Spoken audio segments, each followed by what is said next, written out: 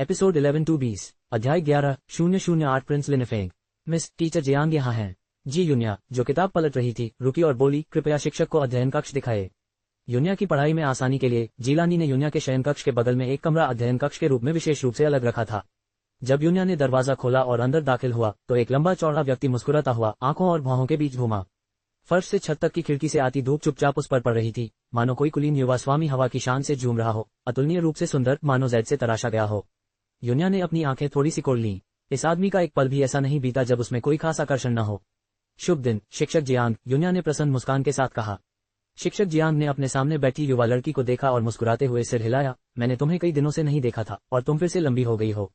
उसके सामने खड़ा आदमी वही निजी शिक्षक था जिसे जिलानी ने उसके लिए रखा था, जिसने 2 साल की उम्र में यूनिया के दिमाग को खोला था और तब से उसे पढ़ाने में पूरी तरह समर्पित था, यूनिया की शिक्षा पर पूरा ध्यान दे रहा था। समय के साथ उनके बीच का रिश्ता और गहरा होता गया। उन्हें शिक्षक और शिष्य कहना उतना सटीक नहीं होगा जितना कि उन्हें घनिष्ठ मित्र कहना। यूनिया को शिक्षक जियांग की पृष्ठभूमि के बारे में ज्यादा जानकारी नहीं थी, बस इतना पता था कि वे जियांगजोऊ विश्वविद्यालय में पढ़ाते थे। इतने युवा प्रोफेसर को देखना दुर्लभ था और उनके आकर्षक रूप ने उन्हें वहां अविश्वसनीय रूप से लोकप्रिय बना दिया था। ये कहना अतिशयोक्ति नहीं होगी कि विश्वविद्यालय की आधी छात्राएं उनकी प्रबल प्रशंसक थीं। जब जिलानी ने उन्हें पहली बार नियुक्त किया तो उन्हें काफी मशक्कत करनी पड़ी, क्योंकि जियांग ने शुरू में इस प्रस्ताव का मजाक उड़ाया था। हालांकि एक बार जब उन्होंने यूनिया को अच्छी तरह जान लिया तो उन्हें एहसास हुआ कि वह युवती कितनी असाधारण थी और उसके बाद से उनसे छुटकारा पाना उनके लिए असंभव हो गया। शिक्षक जियांग ने जिलानी को एक से ज्यादा बार सुझाव दिया था कि यूनिया को अपनी उम्र के किसी भी अन्य बच्चे की तरह सामान्य स्कूली जीवन का आनंद लेना चाहिए, क्योंकि ऐसा न करने से उसका विकास बुरी तरह बाधित हो सकता है। उन्होंने जोर देकर कहा कि वे यूनिया को पढ़ाएंगे, लेकिन जिलानी से आग्रह किया कि वे उसके विकास में बाधा न डालें। फिर भी जिलानी बहुत जिद्दी थी। उन्हें पूरा यकीन था कि उनकी बेटी को स्कूल और अक्षम शिक्षा की कोई जरूरत नहीं है जो उसकी क्षमता को बर्बाद कर देगी। ये जानते हुए कि जिलानी का मन नहीं बदल सकता, शिक्षक जियांग असहाय होकर इस प्रतिभाशाली बच्ची को इतनी कठोर मां के साथ रहने पर दुखी हुए। इसलिए उन्होंने यूनिया को निजी कक्षाओं के दौरान व्यापक शिक्षा प्रदान करके उसकी भरपाई करने की कोशिश की, ताकि वह एक स्वस्थ बचपन का आनंद ले सके। From the very first encounter with यूनिया, he knew she was a genius. But with genius often came madness, and carelessness could lead her down a dangerous path. So he guided her with great caution, hoping this girl would grow up healthy and happy. AI analysis of Paytm share price with 98.6% accuracy. PPS talk. Papa Future द्वारा विज्ञापन. With increased contact, he naturally learned more about her family. Born into such a distant home, and now with this recent event, teacher Jiang worried about the impact it would have on her physical and emotional well-being. And now, it seemed there really was an effect, because her eyes had become more and more inscrutable to him. A sudden panic arose in teacher Jiang's heart, a feeling that he might not be able to hold on to her anymore. Yunya, how did you do with the homework I assigned last time? If it's not completed, you know you are in for a punishment, teacher Jiang said, studying Yunya closely, not missing the slightest flicker of expression. Yunya smiled confidently, that assurance momentarily startling teacher Jiang. She pulled out a notebook, walked over to the desk, spread it open, and picked up a pen. Turning to look at Jiang, she said, Teacher, I am about to begin. I might speak a little quickly, you'll need to keep up. Without waiting for a response from teacher Jiang, she began, let's first review the problem. A merchant in city A has a donkey and 3,000 carrots he needs to transport to city B, 1,000 kilometers away. Here's my answer. First, we need to establish the fixed conditions. It costs 1 carrot to travel 1 kilometer, implying that we need to travel the shortest possible distance. Since the donkey can only carry 1,000 carrots at a time, it will require 3 round trips. 3,000 divided by 1,000 equals 3. So, it's clear that there are 2 possible outcomes. Her voice was sweet and tender with a childlike lilt, utterly adorable. Yet, at that moment, her voice was incredibly calm, leading teacher Jiang into her line of thinking. On the second trip, only 2 hauls are needed, ABA, as only 2,000 carrots are left. Assuming the donkey travels y kilometers before dropping the carrots off on the second round, 3y equals 1,000, y equals 333.3. When the donkey carries 1,000 carrots for 333.3 kilometers, 666.7 carrots are left. At that point, the total distance traveled is 200 plus 333.3 equals 533.3 kilometers, and for the remaining 466.7 kilometers, only 466.7 carrots are needed, so the sellable amount of carrots is 1000 minus 467 equals 533.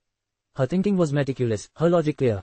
Yunya put down the pen and turned to look at teacher Jiang, who stood there stunned. Her eyes smiled. Are you satisfied with my work, teacher? This was a problem from the National Math Olympiad, a level 1 challenge.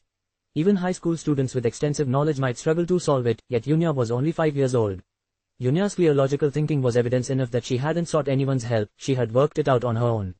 Teacher Jiang looked at Yunya as if she were a monster. He had always known she was bright, but he hadn't realized that she was not just smart, she was a prodigy.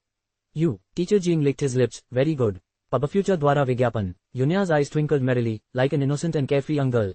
Yet those eyes were misty and enigmatic, ever eluding a glimpse into her true feelings. Thanks for the praise, teacher.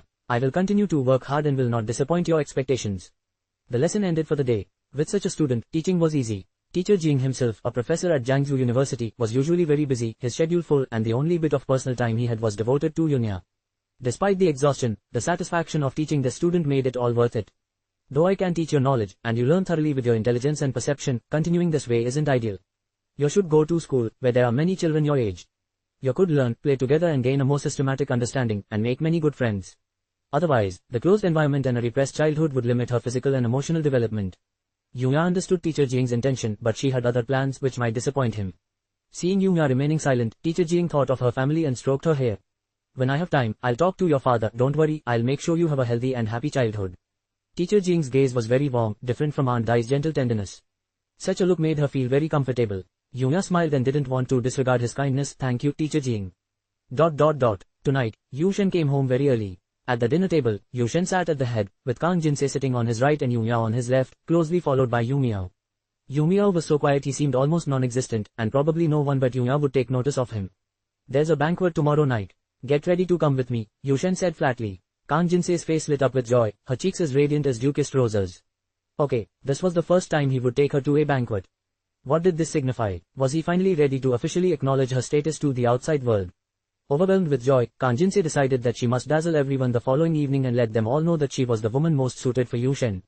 Yu Shen glanced at Yunya, and Yunya, bring her along tomorrow night as well. Kang Jinsei was taken aback. Bring Yunya too. She felt as if she had swallowed a fly. Didn't Yu Shen dislike Ji Yunya? Why would he bring her to the banquet? Kang Jinsei couldn't understand, but seeing Yu Shen's cold face, she didn't dare to ask. ठीक है, कल मैं यून्या को कुछ कपड़े खरीदने के लिए ले जाऊंगी, ताकि हर कोई देख सके कि हमारी छोटी राजकुमारी कितनी सुंदर और प्यारी है। यून्या ने युनशेन की तरफ देखा और बिना कुछ कहे अपने होठों के कोनों को हल्का सा सिकोड़ लिया, फिर युन मियाओ के लिए कुछ हरी सब्जियां चुनी। युन मियाओ ने ऊपर देखा और उसे एक प्यारी सी मुस्कान दी। ओह, और माँ कुछ ही दिनों में आ रही हैं। उनके लिए एक कमरा तैयार कर लो, युनशेन ने अचानक कहा। यून्या के चेहरे की मुस्कान धीरे धीरे गायब हो गई, उसकी गहरी आंखें भंवर की तरह रहस्यमय थीं। कांग जिनसे ने अपनी चॉपस्टिक नीचे रख दी और मुस्कुराई। आंटी यून आ रही हैं। वो कब तक रहेंगी? मैंने उन्हें बहुत दिनों से नहीं देखा, हमें उनका साथ ठीक से निभाना चाहिए। वह इस बार हमेशा के लिए यहीं रहने आ रही है, युनशेन ने उदासीनता से कहा। हमेशा के लिए रहने के लिए? कांग जिनसे के चेहरे पर मुस्कान फीकी पड़ गई। जब युनशेन ने उसकी तरफ देखा तो उसने झट से अपनी मुस्कान वापस ला दी, बिना किसी गलती के। वाह, आंटी यून का अकेले रहना चिंताजनक है। ज्यादा लोगों के साथ मैं उनकी बेहतर देखभाल कर पाऊंगी। उसने ये तो कहा, लेकिन उसने असल में क्या सोचा, ये किसी का अनुमान था। एक ऐसे कोण से जिसे दोनों नहीं देख सकते थे। यून्या के होंठ एक शरारती चाप में मुड़े हुए थे। एक बार सभी लोग एकत्र हो जाएं तो यह और भी दिलचस्प हो जाएगा। अध्याय 12:009 नंबर 1 अमीर परिवार। अगली सुबह युनशेन जल्दी बाहर निकल गया। नाश्ता असाधारण रूप से शांत था, क्योंकि यून्या और युन मियाओ स्वाभाविक रूप से चुप थे और कांग जिनसे यून्या से बात करने में जरा भी संकोच नहीं कर सकती थी। खाने के बाद उसे पिछली रात के युनशेन के निर्देश याद आए और वह यून्या को अगली शाम के भोज की तैयारी के लिए मॉल में खरीदारी के लिए ले गई। कांग जिनसे उसे सबसे पहले जियांगजोऊ के सबसे महंगे ब्यूटी सैलून में ले गए। उनके साथ सू ये भी थी। ये सैलून सदस्यता के आधार पर चलता था और आम आदमी वहां प्रवेश नहीं पा सकता था।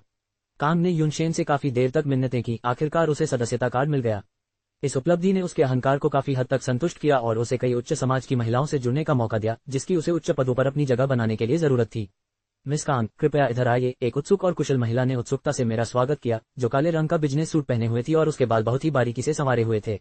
एक दूसरे दर्जे की अभिनेत्री के रूप में कांग जिनसे की मनोरंजन उद्योग में एक मध्यम प्रतिष्ठा थी, लेकिन जिस चीज ने उन्हें वास्तव में प्रसिद्ध बनाया वह थी युनशेन के साथ उनके कथित प्रेम संबंध। हालांकि युनशेन जी परिवार के मामलों को पूरी तरह से गुप्त रखता था, फिर भी ऐसा कोई राज नहीं था जो लीक न हो सके। जिसे भी जानना था वह सब जानता था। युनशेन बरसों पहले जियांगजू में एक प्रतिष्ठित व्यक्ति के रूप में उभरे थे, सुंदर और प्रतिभाशाली, और उन्होंने विदेश में शिक्षा प्राप्त की थी। अपनी साधारण पृष्ठभूमि के बावजूद उनका बायोडेटा इतना बेदाग था कि कोई भी उनमें जरा सी भी कमी नहीं निकाल सकता था। उन्होंने कई बड़े परिवारों का ध्यान आकर्षित किया था, लेकिन जी लानी ही थी जिन्होंने उन सभी को पीछे छोड़ दिया। जी परिवार का साम्राज्य वृद्ध स्वामी जी हुआक्सी ने अकेले ही खड़ा किया था। उनकी पृष्ठभूमि गरीबी से अमीरी तक की कहानी बयां करती है। वे अनाथ थे और उन्होंने बहुत कष्ट सहे थे। उन्होंने 13 साल की उम्र में स्टॉल बाजारों में फेरी लगाना शुरू किया और कड़ी मेहनत और दृढ़ निश्चय के साथ सुधार की लहर पर सवार होकर व्यापार में सफलता हासिल की। हालांकि उन्हें कई असफलताओं का सामना करना पड़ा, लेकिन वे हमेशा आगे बढ़ते रहे। एक साधारण स्टॉल से शुरुआत करके उन्होंने विशाल जी समूह का निर्माण किया। शुरुआत में राष्ट्रीय खाद्य सेवा उद्योग पर अपना दबदबा बनाए रखने वाले जीज को घरेलू भोजन के क्षेत्र में एक दिग्गज के रूप में जाना जाता था। बस इसी से असंतुष्ट जी हुआक्सी ने यात्रा और सांस्कृतिक क्षेत्रों में भी विस्तार किया और उल्लेखनीय सफलता प्राप्त की। उदाहरण के लिए, जी जियांगजो विश्वविद्यालय का एक प्रमुख शेयरधारक था और उसने कई निजी स्कूलों में भारी निवेश किया था, जिससे परोपकार में गहरी रुचि दिखाई दी। जीस के नाम से शुरू किया गया चैरिटी फाउंडेशन हर साल दूरदराज के पहाड़ी गांवों को दान देता था और प्राकृतिक आपदाओं के समय सबसे पहले मदद करने वालों में से एक रहा, जिससे जनता के बीच उसकी अच्छी प्रतिष्ठा बनी। जी हुआक्सी को एक धर्मार्थ उद्यमी भी कहा गया और 2 साल पहले ही उन्हें देश के शीर्ष 10 सबसे प्रभावशाली व्यक्तियों में से एक चुना गया था। जी परिवार एक किंवदंती था और जी हुआक्सी तो और भी ज्यादा। जियांगजोऊ में उनकी हैसियत पुराने जमाने के बाई परिवार से भी ज्यादा थी, जिससे शहर में उनकी निर्विवाद रूप से नंबर 1 शक्ति के रूप में स्थिति और मजबूत हो गई। जियांगजोऊ की सबसे अधिक मांग वाली सुंदरी जीलानी और युनशेन के बीच का प्रेम प्रसंग एक सनसनीखेज विषय था तथा उनकी भव्य शादी के बारे में पूरा देश जानता था। युनशेन पर अक्सर सोने की खुदाई करने वाला और रखेल होने के आरोप लगते थे। शादी के बाद वह जी के साथ जुड़ गया और नीचे से ऊपर तक अपनी जगह बनाई। कई लोग उसे असफल होते देखने का इंतजार कर रहे थे, लेकिन उसने अपने कामों से उनके मुंह पर करारा तमाचा मारा और सिर्फ 5 सालों में सीईओ के पद तक पहुंच गया। यहां तक कि जो लोग उससे नाराज थे उन्हें भी उसकी जबरदस्त काबिलियत के आगे हार माननी पड़ी। युनशेन अपनी योग्यता के लिए प्रसिद्ध थे और जी परिवार के दामाद होने के बावजूद कम ही चर्चा में रहते थे। हाल के वर्षों में जब ओल्ड मास्टर जी की सेहत खराब हुई तो जी का क्षेत्र युनशेन का क्षेत्र बन गया, जिससे जियांगजोऊ में उनकी अछूत स्थिति और मजबूत हो गई। युनशेन का सिर्फ दामाद होना हास्यास्पद था, सभी जानते थे कि जी साम्राज्य अब उनके हाथ में है। युनशेन और कांग जिनसे के बीच कांड 2 साल पहले सामने आया था, लेकिन जीलानी ने उसे जबरदस्ती दबा दिया था। बाहर से बस इतना ही पता चला कि युनशेन और जीलानी की शादी में कुछ गड़बड़ थी और कहा जाता है कि युनशेन ने बाहर एक अभिनेत्री को अपनी रखेल बनाकर रखा था। आखिरकार अमीर लोगों का ऐसा व्यवहार कोई असामान्य या अनसुना नहीं था। हालांकि कभी घमंडी और अछूत मानी जाने वाली शीर्ष सुंदरी अब एक मजाक बन गई थी। ये घटना महज 1 महीने पहले घटी। जी हुआक्सी का अचानक निधन हो गया, जीलानी गायब हो गई और कांग जिनसे और युनशेन से जुड़ा घोटाला सामने आ गया। खासकर जी की हाल की रणनीतिक चालों को देखते हुए किसी भी समझदार पर्यवेक्षक के लिए ये स्पष्ट था कि क्या हो रहा था। लोग स्वार्थी प्राणी होते हैं और जी परिवार अतीत की बात बन चुका था, युनशेन भविष्य था। बहुत जल्द ही जी का नाम बदलकर युन कर दिया जाएगा। कुछ लोग विलाप कर रहे थे, कुछ आहें भर रहे थे, कुछ आक्रोशित थे, पर दुनिया का यही स्वभाव था। भावनाएं जो भी हों, वास्तविकता को स्वीकार करना ही था। युनशेन की एकमात्र सार्वजनिक रूप से मान्यता प्राप्त प्रेमिका होने के नाते कांग जिनसे स्वाभाविक रूप से उच्च समाज में एक बेहद लोकप्रिय व्यक्ति बन गईं। वह जहां भी जाती उन्हें युनशेन की औरत का तमगा मिलता और इसके साथ मिलने वाले अनगिनत लाभ भी। अपनी इस स्थिति का आनंद लेते हुए वह निश्चित रूप से इस स्थिति को मजबूती से थामे रखने का इरादा रखती थी। ब्यूटी सैलून जाना उसके लिए उच्च समाज में पैठ बनाने का सबसे अच्छा तरीका था, क्योंकि वहां अमीर महिलाएं अक्सर आती थीं। उनसे परिचित होने के बाद उसे उनके घेरे में आने की कोई चिंता नहीं थी। मैनेजर गाओ इसी सैलून में काम करता था और यह जानते हुए कि कांग जिनसे युनशेन से जुड़ा हुआ है, उसे नाराज करने की हिम्मत नहीं हुई। उसने ध्यान से उसे एक निजी कमरे में ले जाकर कहा, मिस कांग, जरा रुके, एलन अभी व्यस्त है। एलन यहाँ का सबसे अच्छा ब्यूटिशियन है और कांग जिनसे हर बार उसे बुलाता है। यह एक ऐसा तथ्य है जिसे मैनेजर गाओ अच्छी तरह से जानता है। कांग जिनसे ने भौहें चढ़ाई। वह उन लोगों में से थी जिन्हें सबसे ज्यादा इंतजार करना नापसंद था। उसने समय पर नजर डाली, यहाँ तक कि दोपहर 1 बजे उसका बाल अपॉइंटमेंट भी था। मुझे ज्यादा देर तक इंतजार मत करवाओ, उसने असंतोष के भाव से कहा। मैनेजर गाओ ने सहमति में सिर हिलाया। उनके चेहरे पर सम्मान था, लेकिन उनकी झुकी हुई आंखों में तिरस्कार की झलक दिखाई दी। एलन वाकई उनके क्लब की सबसे अच्छी ब्यूटिशियन है और इन अमीर औरतों के लिए हर बार आना जरूरी है, लेकिन एलन का अपना गुस्सैल मिजाज भी है। ये अमीर औरतें अलग अलग वर्गों में बंटी हैं और कांग जिनसे युनशेन की प्रेमिका है, उससे उसे इतना सम्मान तो मिलता है, लेकिन वो उसकी असली पत्नी नहीं है। वो यहाँ क्या रुतबा दिखा रही है? यहाँ आने वाली औरतों में से कौन उससे ज्यादा नेक नहीं है? क्या वो सच में सोचती है कि युनशेन से लगाव होने की वजह से ही वो उच्च समाज में आ गई है? एलन को सबसे ज्यादा परेशान करने वाली चीज ये कांग जिनसे है, जो टिप देने में कंजूस है, हर बार सिर्फ $100 देती है और वो देने की हिम्मत भी रखती है। एक साधारण परिवार से होने के कारण वो घर के छोटे मोटे कामों में माहिर है। सब बाहर से आया और ब्लूबेरी जूस लेकर आया। मिस कांग, कृपया आनंद लीजिए।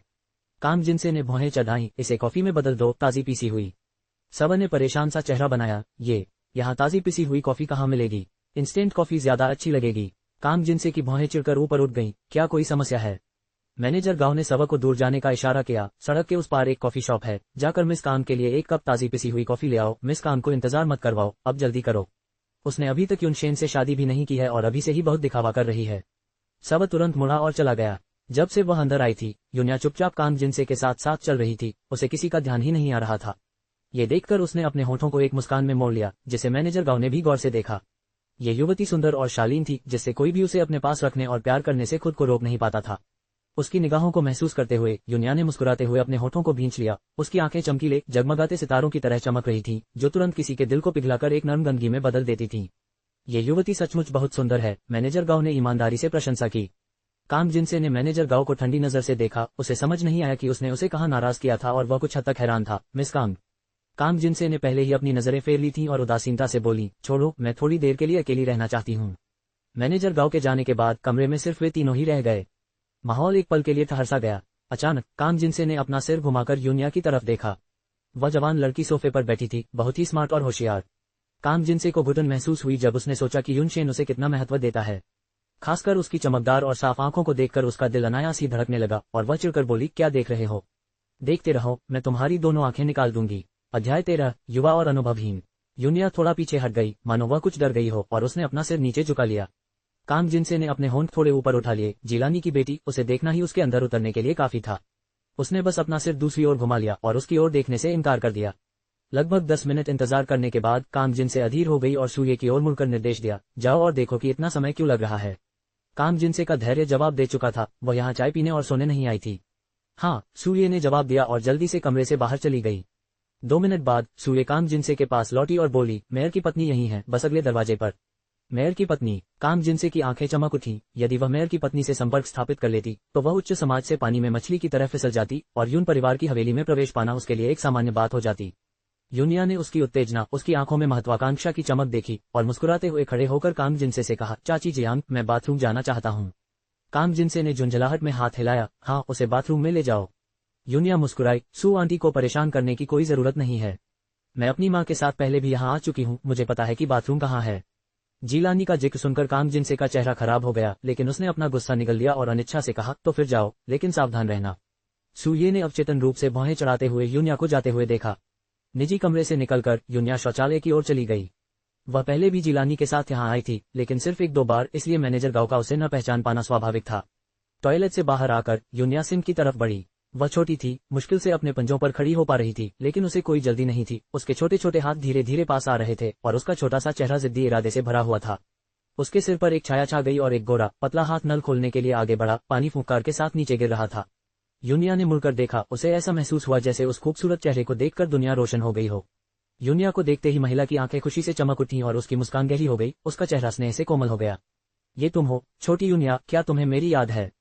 खुशी से फूली नहीं समा रही थी कि उसने यूनिया के बालों को बिखेर दिया। इतनी प्यारी और सुंदर लड़की कैसे हो सकती है? काश वो उसकी बेटी होती। महिला की उम्र लगभग 25 वर्ष लग रही थी। उसने गहरे हरे रंग की लंबी, चिकनी और सीधी पोशाक पहन रखी थी, जो उसके सुडौल शरीर को पूरी तरह से रेखांकित कर रही थी, जिससे उसकी उम्र जरा भी नहीं दिख रही थी, बल्कि वह अत्यंत फैशनेबल और सुंदर दिख रही थी। उसकी बाहें बारीकी से बनी हुई थी, उसका श्रृंगार सूक्ष्म था, उसकी आंखें किसी पेंटिंग जैसी थी और उसमें एक आकर्षक आकर्षण था। उसके आसपास का कुलीन और सुरुचिपूर्ण अंदाज उसकी हड्डियों में समाया हुआ सा लगता था। जब वह मुस्कुराती थी तो उसकी आंखें अर्धचंद्राकार चांद की तरह मुड़ी होती थीं और एक कोमल चमक बिखेरती थीं जो झुलसाती नहीं बल्कि पूरी धूसर दुनिया को रोशन कर देती थी। यूनिया ने एक मासूम मुस्कान प्रकट की, उसकी आवाज मीठी और कोमल थी, नमस्ते चाची जुआंग। एक पल में जुआंग शियुए का दिल पिघल गया और वह यूनिया को देखकर मुस्कुराने के लिए नीचे झुकी। तो यूनिया को अभी भी आंटी याद है? मैं बहुत खुश हूँ, लेकिन तुम यहाँ अकेली क्यों हो? तुम्हारी माँ कहाँ है? बोलते हुए उसे सुनी हुई गपशप याद आ गई और उसकी भौहें तन गईं। यूनिया पर उसकी नजर दया से भर गई। मैं आंटी जियांग के साथ आई थी, उसने जानबूझकर जिलानी का जिक्र टालते हुए कहा। जूंग जियुए की भौहें गहरी हो गईं। काम जिनसे, ऐसा लग रहा था कि अफवाहें सच थीं। जिलानी गायब हो गई थी और काम जिनसे ने खुलेआम उसकी जगह ले ली थी, यहाँ तक कि यूनिया के साथ सार्वजनिक रूप से प्रकट भी हो गया था। कितना, जब मैं पहली बार युनशेन से मिला तो मुझे लगा कि यह आदमी भरोसे लायक नहीं है, और बाद में पता चला कि वह सचमुच एक घटिया इंसान था। उस बच्ची यूनिया के लिए यह बहुत अफसोस की बात है। क्या उसने तुम्हें अकेले ही बाथरूम जाने दिया? बच्चे को खोने का डर नहीं, यह उस व्यक्ति के लिए बहुत लापरवाही है जो उसकी जैविक मां नहीं है। यूनिया ने मुस्कुराते हुए अपना सिर हिलाया। नहीं, आंटी जियांग ने एक सहायक को मेरे साथ चलने के लिए कहा था, लेकिन मैं इस जगह से बहुत परिचित हूँ, इसलिए मैंने सहायक को परेशान नहीं किया। यूनिया जितना ज्यादा खुद को समझाती, जूंग शियुए का दिल उतना ही टूटता जाता। 5 साल की बच्ची इतनी समझदार होती है। जूंग शियुए ने फिर आह भरी, काश उसकी अपनी बेटी भी ऐसी होती। तुम्हें ऐसा दोबारा नहीं करना चाहिए। एक छोटे बच्चे के लिए बुरे लोगों का सामना करना बहुत खतरनाक होता है। जुआंग जियू ने उसका हाथ पकड़ा और बाहर चला गया, और आगे बढ़ते हुए उसने बड़े धैर्य के साथ कहा। यूनिया ने मुस्कुराते हुए जूंग शियुए की ओर देखा। आंटी जूंग, आप मेरे लिए बहुत अच्छी हैं। वह अपने सामने खड़ी महिला को घूर रही थी, उसकी आंखें दूर की ओर देखने के कारण चमकने लगी थीं। जल्द ही जब उनके पति का करियर ऊपर उठा तो वे जियांगजोऊ में सबसे अधिक मांग वाली महिला बन गईं, एक ऐसी महिला जिसकी हड्डियों में सुंदरता समाई हुई थी, जो स्वाभाविक रूप से सुर्खियों में रहने के लिए उपयुक्त थी और हर किसी की ईर्ष्या भरी निगाहों का आनंद लेने के लिए उपयुक्त थी। और वह खुद को बहुत पसंद करती थी। वास्तव में गहरे स्तर पर यह अपराध बोध के कारण था। 2 साल पहले जूंग शियुए अपने पति के नए पद पर नियुक्त होने के बाद जियांगजोऊ चली गई थी। हो सकता है कि दूसरों को उसकी पृष्ठभूमि के बारे में पता न हो, और हालांकि वह कम ही रहती थी, फिर भी वह कभी किसी सामाजिक कार्यक्रम में शामिल नहीं हुई।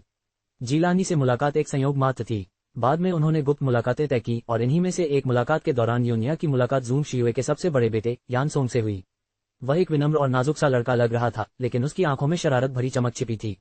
जब बड़े लोग बातचीत कर रहे थे, उस मौके का फायदा उठाते हुए उसने यूनिया के कान में झुककर एक शरारती मुस्कान के साथ कहा, मैंने सुना है तुम्हारा भाई बहरा गूंगा है, और बेवकूफ भी, कितना दयनीय है।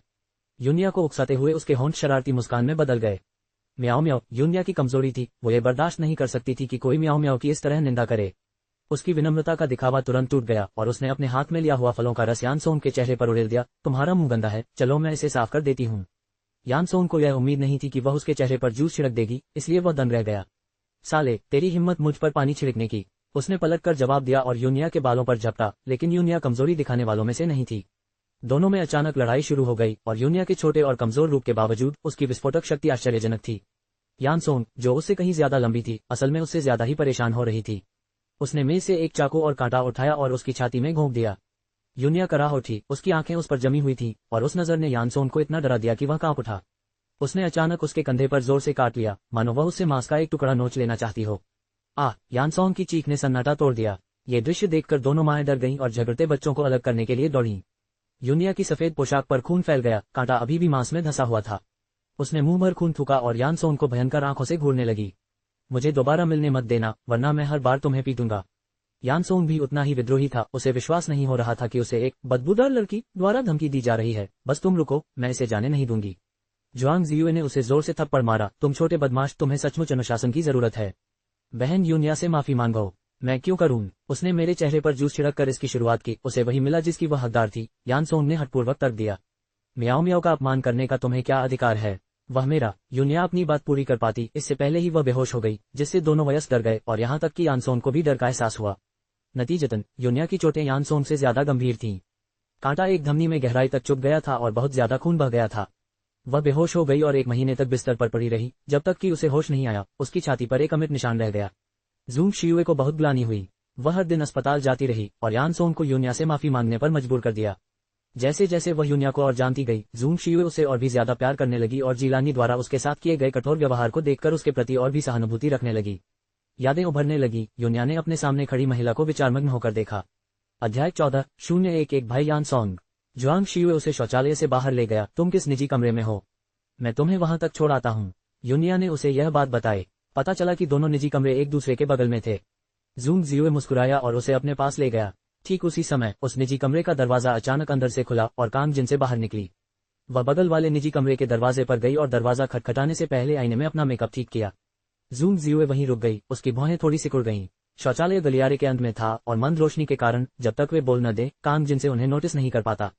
दरवाजा अंदर से खोला गया और क्लब की वर्दी पहने एक मध्यम आयु वर्ग की महिला ने पूछा, क्या मैं आपकी मदद कर सकती हूँ? कांग जिनसे ने अंदर देखा, लेकिन एक दीवार के कारण उसका दृश्य अवरुद्ध था, वह कुछ भी स्पष्ट रूप से नहीं देख सकी। फिर वह मुस्कुराई और बोली, मैंने सुना है कि लेडी सू यहाँ हैं। मैं कांग जिनसे हूँ और मैं उनसे मिलने आई हूँ। कांग जिनसे। युनशेन के साथ उसका हालिया प्रेम प्रसंग पूरे शहर में चर्चा का विषय बना हुआ था, उसे न जानना लगभग असंभव था। लेकिन वह इस महफिल में क्यों घुसी हुई थी? 1 मिनट रुकिए मिस। जल्द ही वह महिला फिर प्रकट हुई। लेडी मेहमानों से नहीं मिलेंगी, कृपया किसी और समय आइएगा। ये कहकर उसने कांग जिनसे की ओर फिर से नहीं देखा, पलटी और धमाके से दरवाजा बंद कर दिया। कांग जिनसे हैरान था, ऐसा कैसे हो सकता है? उसका नाम सुनकर लेडी सू उसे मना क्यों करेगी? वो तो बस एक मेयर की बीवी है, इसमें इतना गर्व करने वाली क्या बात है? देर सवेर कोई न कोई उसे बाहर निकाल ही देगा। कांग जिनसे अपने निजी कमरे में वापस चली गई। ये कांग जिनसे वास्तव में प्रस्तुत करने योग्य नहीं थी, ऐसी महिला युनशेन के सामने कोई मुकाबला नहीं थी। जूंग जियू ने अपना सिर हिलाया, वह जिलानी से अतुलनीय थी। जैसे ही वे निजी कमरे के दरवाजे पर पहुंचे, जुआंग शियुए ने यूनिया से कहा, यूनिया वापस जाओ। जब भी समय मिले आंटी के घर जाना याद रखना। तुम्हारा भाई यानसोंग हमेशा तुम्हारे बारे में बात करता है। यूनिया मुस्कुराई और सहमत हो गई। वो शरारती लड़का उसके बारे में बात करेगा। वो शायद उसे निगलने के लिए बेताब था। जब जूंग जियू ने दरवाजा धक्का दिया और अंदर दाखिल हुआ तो लेडी सू पहले से ही ऊँघ रही थी। आवाज सुनकर उसने आंखें खोली। टॉयलेट जाने में इतनी देर क्यों लग गई? जुआंग शियुए ने मुस्कुराते हुए कहा, मैं एक जूनियर से टकरा गया और हमने थोड़ी देर बातचीत की। क्या ऐसा है? लेडी सू ने अपनी आंखें फिर से बंद कर ली, क्योंकि ब्यूटिशियन ने उसके चेहरे पर आवश्यक तेल चिपकाया और कुशलता से मालिश की, जिससे लेडी सू के चेहरे से सुखद गुनगुनाहट निकल रही थी। कल शाम आपके जन्मदिन की पार्टी की तैयारियां कैसी चल रही हैं? पिछले 2 सालों से आप ज्यादा सक्रिय नहीं रहे हैं, लेकिन मेरे पति का तबादला होने वाला है। जियांगजो की जगह आपको सौंप दी जानी चाहिए। जुआंग जियुए ने समय पर आश्चर्य व्यक्त किया। मेयर सू को पदोन्नत किया जा रहा है। लेडी सू की आवाज गर्व से भरी हुई थी। वह राजधानी जा रहे हैं और यह सब मंत्री यांग की बदौलत है। इस बार मुझे वास्तव में आपको धन्यवाद देना चाहिए। जुआंग जियुए की मुस्कान सौम्य थी। लेडी सू मजाक कर रही हैं। ये सब मेयर सू की उत्कृष्ट उपलब्धियों और शासन के कारण है। उन्हें पदोन्नत किया जाना ही उचित है। लेडी सू को उन शब्दों से बेहद संतुष्टि मिली। आप वाकई शब्दों का कमाल हैं।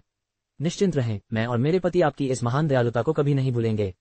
मैं 1 दशक से ज्यादा समय से जियांगजोऊ में हूँ। ऐसा कुछ भी नहीं है जो मैं नहीं जानती, जो जानना चाहिए और जो नहीं जानना चाहिए वह मेरी नजरों से ओझल नहीं हो सकता। भविष्य में मैं ये जगह आपके हाथों में छोड़ दूंगी। जियांगजोऊ, धन और समृद्धि का देश। मेयर की पत्नी होने के नाते उन्होंने वहां की सभी चापलूसी और कृपा का आनंद लिया था। हालांकि राजधानी पहुंचते ही वह एक नाम मात्र की हो जाती और सब कुछ नए सिरे से शुरू करती।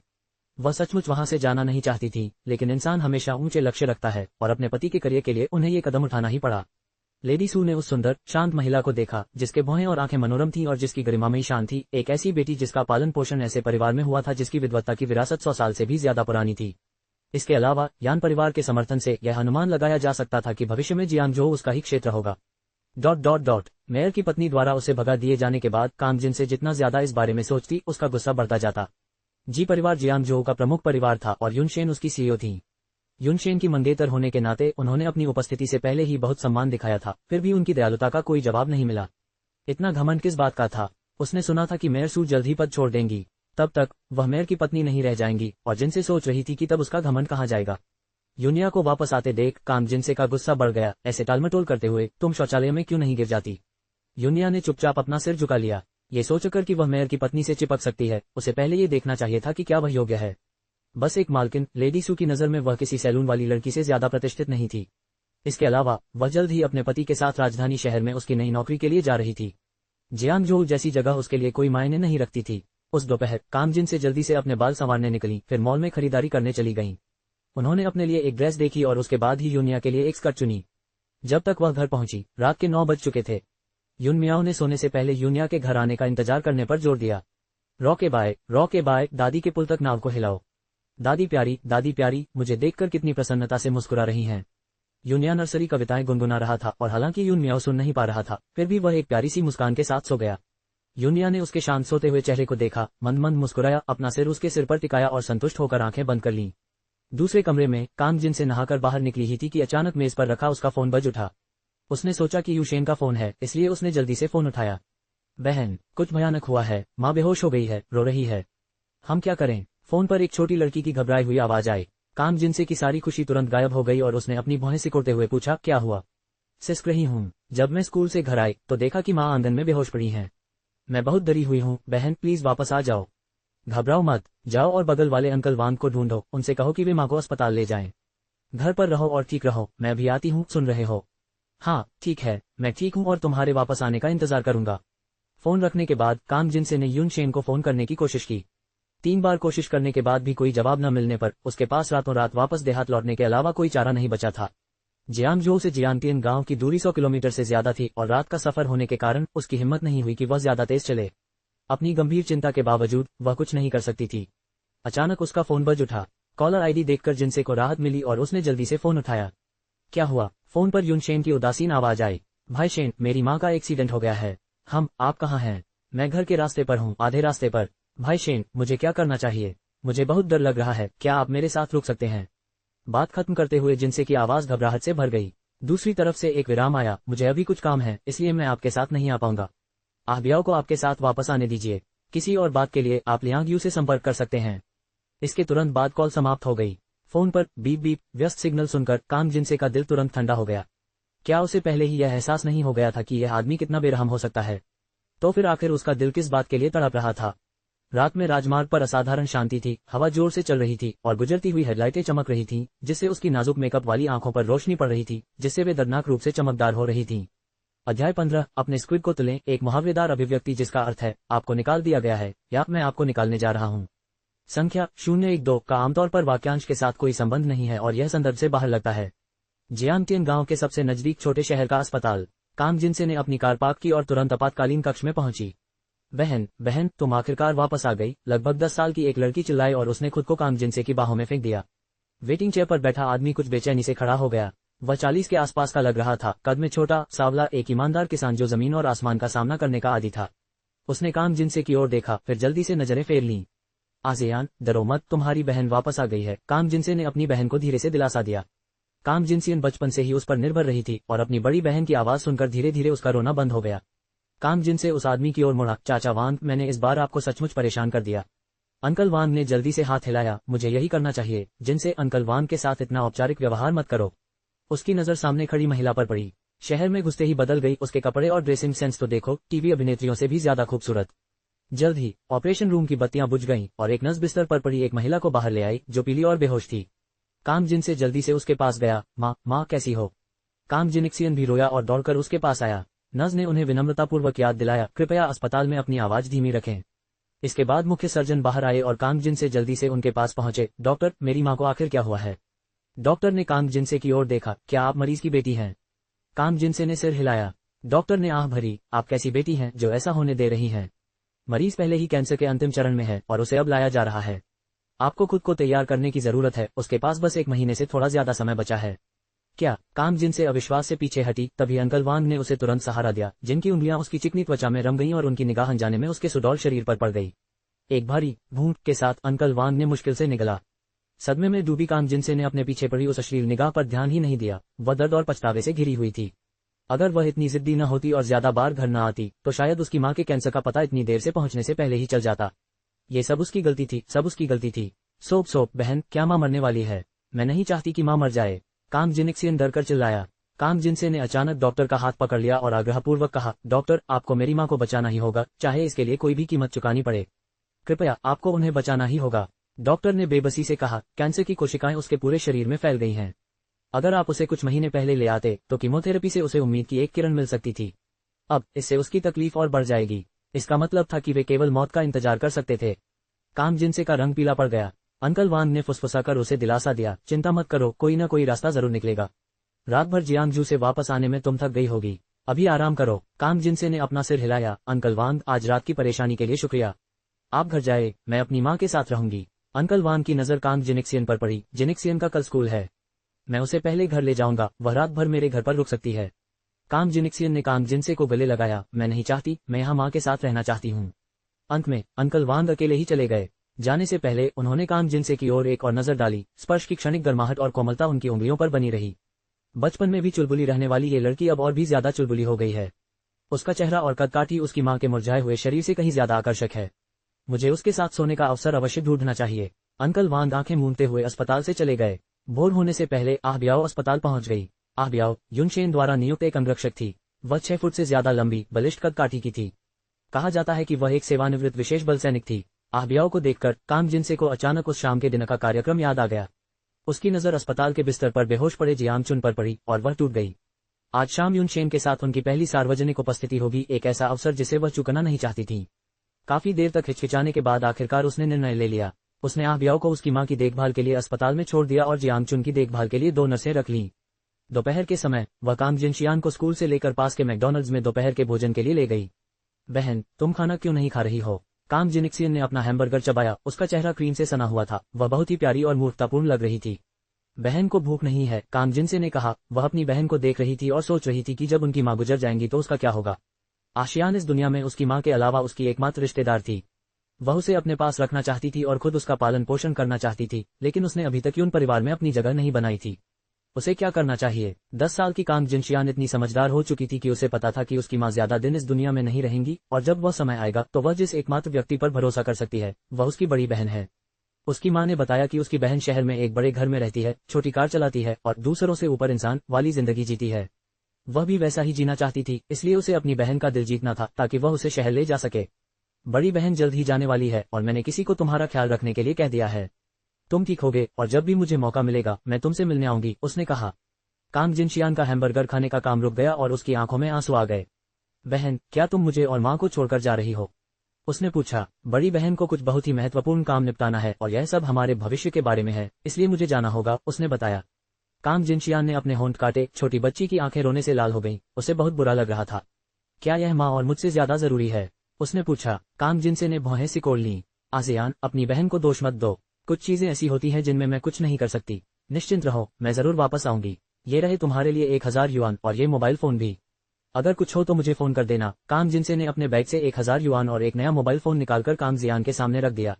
इसलिए उसकी बहन के दिल में वह और उसकी मां सबसे महत्वपूर्ण नहीं थी। काम जिनिक्सियन ने अपने होंठ काट लिए और अपने अंदर के गुस्से को छिपाने के लिए अपनी आंखें नीची कर लीं। जब उसने फिर ऊपर देखा तो उसके चेहरे पर मुस्कान थी। कांग जिनक्सियन के चेहरे के नैन नक्श कुछ खास नहीं थे, लेकिन उसकी आंखें बहुत ही अनोखी थीं, जो जब वह मुस्कुराती थी तो बेहद गर्मजोशी से भरी होती थीं और लोगों को आसानी से अपनी ओर आकर्षित कर लेती थीं। देखने में तो वे दोनों बहनें बिल्कुल नहीं लगती थीं। हम चिंता मत करो बहन, मैं बहुत आज्ञाकारी रहूंगी, उसने मुस्कुराते हुए कहा। दोपहर 4 बजे तक कांग जिन से जियांग जो वापस आ गया। उसने यून शेन को फोन किया था, जो उस समय मीटिंग रूम में था। जब वह जी फैमिली मैनर पहुंची और अपनी कार पार्क की ही थी, यून शेन का फोन आया। क्या हुआ? यून शेन की आवाज हमेशा शांत थी। भाई शेन, आज रात भोज कहाँ होगा? क्या मुझे पहले से ही आकर तुम्हें ढूंढना होगा? उसने पूछा। क्या तुमने अपना काम खत्म कर लिया है? उसने पूछा। हम सब कुछ ठीक हो गया है, उसने जवाब दिया। यूनशेन अपनी सचिव को कांग जिनसे की जगह लेने के लिए तैयार थे, लेकिन उनकी यह बात सुनकर उन्होंने उदासीनता से कहा, ठीक है, अब तुम कहाँ हो? मैं तुम्हें लेने के लिए किसी को भेजूंगा। होठों पर मुस्कान लिए कांग जिनसे लिविंग रूम में चली गईं। मैं घर पर हूँ, उन्होंने कहा। काम से छुट्टी मिलने से पहले यान यूजेन ने आईने में अपना मेकअप ठीक किया। राष्ट्रपति के साथ बाहों में बाहें डाले दूसरों की ईर्ष्यालु और जलन भरी निगाहों की कल्पना करते ही वह खुशी से कोई धुन गुनगुनाने लगी। जियाओ वांग, क्या गाउन आ गया है? उन्हें जल्दी करो, वरना अगर उन्होंने मेरी योजना में देरी की तो देखो मैं तुम्हारा क्या करूंगी, वह चिल्लाए। ये रास्ते में है, थोड़ा ट्रैफिक जाम है, बस थोड़ा और धैर्य रखें, सिस्टर यान, जियोवांग ने आश्वस्त किया। जैसे ही एचआर से जियाओली वहां से गुजरे, उन्होंने मुस्कुराते हुए कहा, बहन यान, आज आप वाकई बहुत खूबसूरत लग रही हैं। सच में, आप जी की नंबर 1 ब्यूटी हैं। इस चेहरे और शान शौकत से आप कई फिल्मी सितारों को भी मात दे सकती हैं। स्क्रीन पर न दिखना अफसोस की बात है। राष्ट्रपति के निजी सचिव के रूप में यान यूजेन कंपनी में हजारों लोगों से ऊपर दूसरे स्थान पर थी। कई लोग उसे अनुग्रह प्राप्त करने के लिए उत्सुक थे। यान यूजेन ने उसे ठंडी निगाहों से घूरा। क्या जी का? कंपनी का नाम बदलने का प्रस्ताव मंजूर हो चुका है। अब से यह यूं का होगा। अपनी जबान संभाल, वरना अगर बकवास करते रहे तो नौकरी से निकाल दूंगी, उसने झल्लाकर कहा। मेरी गलती, कृपया नाराज न हो सिस्टर यान, जियोली ने तुरंत माफी मांगी। कुछ कदम चलने के बाद उसने घृणा से अपनी आंखें घुमाई और मन ही मन सोचा, वह सचमुच अपने बारे में बहुत अधिक सोचती है, मानो राष्ट्रपति यून उसे समय भी देंगे, भले ही वह इतनी हताश हो। जब यान यूजेन अपने कार्यालय लौटी तो उन्होंने लियांग यू को राष्ट्रपति के कार्यालय से बाहर आते देखा। लियांग यू राष्ट्रपति के सहायक थे, एक सेवानिवृत्त कुलीन व्यक्ति जो एक बेहतरीन ढंग से सिलवाया हुआ सूट पहने हुए थे, और उनकी कदकाठी सुपर मॉडल से भी बेहतर थी, खासकर उनका खूबसूरत चेहरा। वह हमेशा मुस्कुराते रहते थे, एक ऐसा गुण जो लड़कियों को खास तौर पर पसंद आता था। राष्ट्रपति को दूर दूर का और रूखा समझा जाता था, और वह शादीशुदा भी थे और उनके बच्चे भी थे, इसलिए लियांग यू जल्द ही कंपनी के चहेते बन गए थे, कुंवारे, खूबसूरत और राष्ट्रपति के विश्वास पात्र। वह जहां भी जाते प्रशंसकों को अपनी ओर आकर्षित करते थे। यान यूजेन सिर्फ एक सचिव थी और उसकी तुलना विशेष सहायक लियांग यू से नहीं की जा सकती थी, इसलिए वह आमतौर पर उसके साथ घुलने मिलने की कोशिश करती थी। लियांग यू को अपनी ओर आते देख यान यूजेन ने एक आकर्षक मुस्कान बिखेरी और पूछा, सहायक लियांग, क्या राष्ट्रपति के पास मेरे लिए कोई निर्देश थे? लियांग यू अपने लंबे कदमों के साथ उसके पास आया। उसका नाजुक चेहरा एक प्रभावशाली दृश्य था, विशेष रूप से एक गर्म मुस्कान के साथ, यहाँ तक कि यान यूजेन जैसी उसके आदि व्यक्ति के दिल की धड़कन तेज हो गई। उसने सोचा, ये बहुत बुरी बात है, यदि उसके पास राष्ट्रपति की संपत्ति होती तो उसे इस आदमी पर विजय पाने में कोई आपत्ति नहीं होती। सचिव यान, उसने एक ऐसी कोमल आवाज में कहा जो शायद किसी को भी लाड़ प्यार का एहसास दिला सकती है, राष्ट्रपति ने मुझे आपको सूचित करने के लिए कहा है कि आपको आज रात के भोज में शामिल होने की जरूरत नहीं है। उसकी आवाज धीमी थी, लेकिन उसकी आंखें ठंडी और साफ थीं। अगर कोई गौर से देखे तो उसे पता चलेगा कि उनमें जरा भी भावना नहीं थी, बस एक ठंडा उपहास, दुनिया के दुख को देखकर दया से नीचे देखते हुए। महिला के चेहरे पर अविश्वास और आश्चर्य देखकर लियांग यू थोड़ा मुस्कुराया, अपना सिर हिलाया और चला गया। अध्याय 16:01 चीजें वही हैं लेकिन लोग बदल गए हैं। सहायक लियांग, अपनी बात स्पष्ट करो, आखिर क्या हो रहा है? राष्ट्रपति मुझे जाने कैसे नहीं दे सकते? यान यूजेन ने पीछे हाथ बढ़ाकर लियांग यू का हाथ पकड़ लिया, लेकिन उसने उसे झटक दिया। उसकी झुकी हुई आंखों में घृणा का भाव था। उसने यान यूजेन की ओर देखा, उसकी आवाज ठंडी थी। मैंने पहले ही साफ कर दिया था कि एक ज्यादा उपयुक्त व्यक्ति वापस आ गया है, और तुम्हें, जो कि स्पेयर टायर है, नीचे उतरकर अपनी जगह छोड़ देनी चाहिए। हल्की सी खर्राटे के साथ वह इत्मीनान से चला गया। व्यंग्य और उपहास से भरी खर्राटों से आहत यान यूजेन का चेहरा लाल हो गया, फिर गुस्से से सफेद पड़ गया। धिक्कार है उस लियांग यू पर जिसने इतना सुंदर चेहरा बर्बाद कर दिया और अब उसका मजाक उड़ाने की हिम्मत कर रहा है। उसने अपना सिर घुमाकर राष्ट्रपति के कार्यालय के दरवाजे की ओर देखा। वह निश्चुप थी, फिर भी उसके पास अंदर जाकर स्पष्टीकरण मांगने का साहस नहीं था। वह सिर्फ एक सचिव थी, अपनी जगह पहचान कर ही वह उसके साथ रह सकती थी। एक अधिक उपयुक्त व्यक्ति, वह दूसरे दर्जे की अभिनेत्री कांग जिन से। अभी भी बहुत समय है, देखते हैं आखिर में किसकी जीत होती है। यूनिया ने राजकुमारी की पोशाक पहन ली जो कांग जिनसे ने उसके लिए एक दिन पहले खरीदी थी, एक गुलाबी रंग की पफ पोशाक जो उसके सामान्य अतिरंजित शैली में मोतियों और सेक्विन से सजी थी, लेकिन यूनिया पर, उसके उत्कृष्ट रूप से तराशे हुए छोटे चेहरे के साथ, ऐसा लग रहा था जैसे कि एक छोटी राजकुमारी किसी परी कथा से बाहर आ गई हो। यूनिया के बाल स्वाभाविक रूप से भूरे रंग के थे, पतले और मुलायम, थोड़े गुंघराले सिरे, समुद्र की तरह लहराते हुए, घने और रसीले। टूटे हुए हीरों से जड़ा मुकुट पहने, धूप पड़ने पर वह एक चमकदार रोशनी से चमक उठता था। कांग जिनसे को मानना पड़ा, जिलानी ने जिस बेटी को जन्म दिया, वह वाकई लाजवाब थी। वह जहां भी खड़ी होती, भले ही वह छोटी थी, उसका बड़प्पन और शान शौकत उसकी हड्डियों में रची बसी लगती थी, मानो कोई जन्मजात राजकुमारी हो। इस समय काम जिनसे का दिल ईर्ष्या से भर गया। काश यूनिया उसकी और भाई शेन की संतान होती तो कितना अच्छा होता, वह उसे बहुत प्यार करती और उसे एक महान समाज सेविका बनाती। लेकिन अफसोस, वो जिलानी की संतान थी और उसकी रगों में जिलानी का खून बहता था। जब भी कोई इस बच्ची को देखता, उसे जिलानी की याद आती और वो बस जिलानी की तारीफ करता कि उसने इतनी अच्छी बेटी को जन्म दिया। यह ऐसी बात थी जिसकी वह कभी अनुमति नहीं देती। उसे इसका पछतावा हुआ। कम जिनसे की आंखों के सामने एक काली परछाई क्षण भर के लिए घूम गई, जब वह आगे बढ़ी और यूनिया का हाथ थामते हुए मुस्कुराते हुए बोली, तुम सचमुच हमारे परिवार की छोटी राजकुमारी हो। जाने से पहले यूनिया ने आंटी डाई से घर पर यून मियाओ का अच्छे से ख्याल रखने को कहा। यून मियाओ जानता था कि यूनिया जा रही है, इसलिए उसने उसका हाथ कसकर पकड़ लिया। उसकी आंखों में डर साफ दिखाई दे रहा था। अच्छा बेटा, म्याओ म्याओ, मैं जल्द ही वापस आऊंगा। तुम्हें घर पर आंटी डाई सुनना होगा, ठीक है? म्याओ म्याओ ने धीरे से उसका हाथ छोड़ दिया। इस दुनिया में उनके अस्तित्व के शुरुआती दौर से ही उनके रक्त संबंधों ने उन्हें एक दूसरे से मजबूती से बांध रखा था। वे साथ साथ विकसित हुए, साथ साथ पैदा हुए और साथ साथ पले बड़े। वह था, वे लंबे समय से अविभाज्य थे। उनके पिछले जन्मों की परस्पर निर्भरता, साथ साथ भागकर बिताए साल, वो ठंडे लेकिन अवर्णनीय रूप से आनंदमय पल, यूनिया के जीवन की सबसे खूबसूरत यादें थीं। हालांकि बाद के वर्षों में उसे बहुत कष्ट सहना पड़ा, लेकिन उसकी उपस्थिति ने उसे आशा दी, जीने का दृढ़ संकल्प दिया। म्याओ म्याओ, इस जीवन में मैं तुम्हें कभी नहीं छोड़ूंगा। पार्टी के लिए लिमोजीन में बैठते हुए यूनिया ने याद करने की कोशिश की कि आज रात की पार्टी में क्या खास था, लेकिन बहुत सोचने के बाद भी उसे कुछ समझ नहीं आया। पिछले जन्म में काम जिनसे को नाराज करने के कारण उसे घर से निकाल दिया गया था और वह म्याओ म्याओ के साथ सड़कों पर आ गई थी। बाद में आंटी डाई, जिन्हें जी परिवार से भी निकाल दिया गया था, उसे वापस उसके गृहनगर ले गईं। जियांगजोऊ में दोबारा कदम रखने में उसे एक दशक लग गया और जब वह बदला लेने के इरादे से लौटी, तब तक सब कुछ बदल चुका था। वह बहुत भोली थी, उन तथाकथित रिश्तेदारों के जाल में फंस गई, जिससे म्याओ म्याओ की मृत्यु हो गई और उसके जीवन का आखिरी हिस्सा भी खत्म हो जाने के बाद उसे बीमार बिस्तर पर डाल दिया गया और अंततः दवा से एलर्जी के कारण उसकी दुखद मृत्यु हो गई। वे यादें बहुत धुंधली हो गई थीं, फिर भी जब भी वे सामने आती, वे उसके दिल पर इतनी स्पष्टता से अंकित हो जाती, इतनी गहराई से कि उन्हें हड्डियों पर महसूस किया जा सकता था, दर्द से सुनना। वह शांत निगाहों से कार की खिड़की से बाहर देख रही थी, रात के नजारे को पलक झपकते देख रही थी। कभी कभी उसकी चमकदार रोशनियां उसके गोरे और शांत चेहरे पर चमक उठती, जिससे रात के अंधेरे से भी ज्यादा ठंडी और बेताब ठंडक फैल जाती। काम जिनसे पूरे रास्ते खुद को व्यस्त रखती रही, मेकअप ठीक करती रही, अपने कपड़े देखती रही और अपने मन में ड्राफ्ट बनाती रही, लेकिन अपने पास बैठी छोटी लड़की को पूरी तरह से नजरअंदाज करती रही, जिसके चेहरे पर उसकी उम्र के साथ बिल्कुल बेमेल भाव थे। पार्टी का आयोजन स्थल जियांगजोऊ के उत्तरी भाग में विला जिले में था। रेडवुड विला जिले के विपरीत, जहां जी परिवार की संपत्ति स्थित थी, यह जिला प्राचीन था, पिछली शताब्दी का, जिसमें रेट्रो शैली थी, जिसमें 2 मंजिला अलग अलग घर थे, जिनमें छोटे बगीचे और सड़कों के किनारे लगे ऊंचे वुटोंग पेड़ थे। इस मौसम में वुटोंग की हरियाली घनी होती थी। इन पेड़ों के नीचे टहलते हुए, वुटोंग के पत्ते नीचे की ओर घूमते हुए, शांत धूप में जुबान एयर के साथ नृत्य करते हुए एक शांतिपूर्ण आश्रय का निर्माण करते थे जो किसी सांसारिक स्वर्ग की याद दिलाता था। कार को विला क्षेत्र के बाहर रुकना पड़ा, जहां समर्पित सेवक अंदर जाने का रास्ता दिखाएंगे। काम जिनसे ने विशाल बादल रहित आकाश की पृष्ठभूमि में हरियाली के बीच उभरे छोटे छोटे पश्चिमी शैली के घरों को देखा और वे विशेष रूप से ताजा और सुरुचिपूर्ण लग रहे थे। मुझे उम्मीद नहीं थी कि जियांगजो में ऐसा विला जिला होगा। मैंने इसके बारे में पहले क्यों नहीं सुना?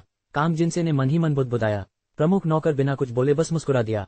इस विला क्षेत्र में हर कोई नहीं रह सकता। जी परिवार जैसी हैसियत होने पर भी यहाँ पैसे से 1 वर्ग मीटर जमीन नहीं खरीदी जा सकती। नमस्ते, कृपया अपना निमंत्रण प्रस्तुत करें, नौकर ने विनम्रता से पूछा। काम जिनसे को थोड़ी शर्मिंदगी महसूस हुई। मैं तब अंदर जाऊंगा जब वह व्यक्ति आएगा जिसका मैं इंतजार कर रहा हूँ।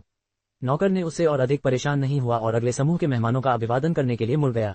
एक काली ओडी रुकी और नौकर दौड़कर दरवाजा खोलने के लिए आगे बढ़ा।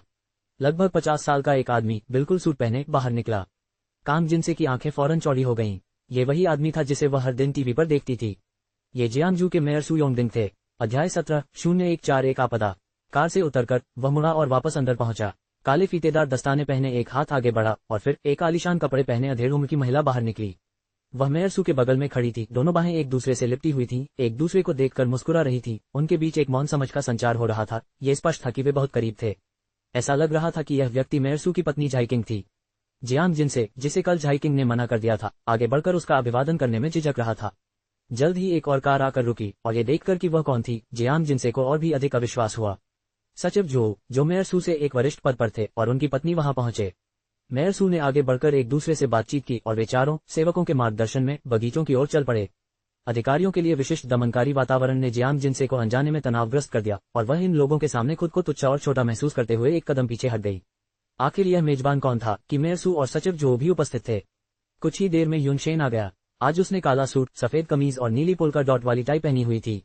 उसका लंबा और सीधा शरीर, उसका आकर्षक रूप और उसका सुंदर चेहरा मानो बर्फ की एक परत से ढका हुआ था। डूबते सूरज की रोशनी में चलते हुए उस पर पड़ रही हल्की सुनहरी रोशनी में वह साफ सुथरा, शालीन और उदासीन लग रहा था। यह आदमी हमेशा बड़ी सहजता से ध्यान आकर्षित करता था, फिर भी उसकी नजर कभी किसी महिला पर नहीं टिकती थी। जिनसे मंत्रमुग्ध होकर उस आदमी को अपनी ओर आते हुए देख रही थी, क्योंकि उसने जो सुरक्षा व्यवस्था इतनी सावधानी से बनाई थी वह एक बार फिर ढह गई। वह युनशेन नामक जहर के प्रभाव में आ गई थी, जिसका कोई तोड़ जीवन भर नहीं मिल सका। डैडी, युन्या ने मधुर स्वर में पुकारा, इससे पहले कि युनशेन करीब आता। क्या तुम बहुत देर से इंतजार कर रही हो? युनशेन ने उसके पास आते हुए पूछा। उसकी उदासीन निगाहें उसके खूबसूरत मेकअप वाले चेहरे पर टिक गईं। ये बताना मुश्किल था कि उसका मूड संतुष्टि का था या असंतोष का। बिल्कुल नहीं, मैं तो अभी अभी आई हूँ, जियांग जिनसे ने शर्म से अपनी आंखें नीची करते हुए कहा। चलो चलें। युनशेन वहीं खड़ा था और उसने जियांग जिनसे की ओर अपना हाथ बढ़ाया।